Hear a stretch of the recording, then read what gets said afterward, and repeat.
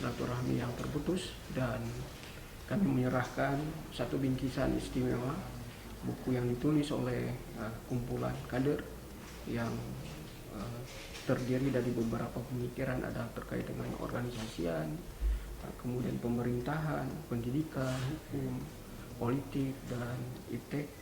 Mudah-mudahan bingkisan ini bisa berguna dan memperkaya pemikiran, dan kami yakin dan percaya Pak Farid selaku Ketua DPRK dan juga kader Iskada akan memberikan kontribusi yang baik bagi kemajuan pemerintah Kota Medan.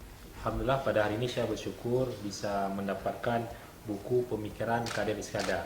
Iskada, Ikatan Siswa Kader Dakwah, merupakan sebuah lembaga yang dibentuk dirintis oleh ayah anda Haraman Kaoy, ya, yang beliau telah mendidik melahirkan banyak para juru dakwah, para dai, para mubaligh, dan saya sebagai salah satu kader yang lahir karena dididikan tangan dingin dari ayah anda Haraman Kaoy.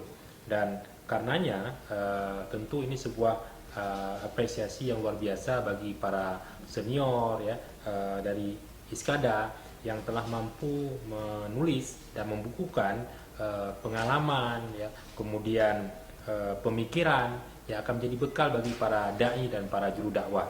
Karena apa ini menjadi istimewa? Karena mereka bukan hanya para penulis tapi juga praktisi berdasarkan pengalaman di lapangan, dan itu dibukukan sehingga menjadi sangat menarik dan sangat layak untuk dibaca sehingga bisa menjadi bekal dalam mengarungi jalan dakwah ini.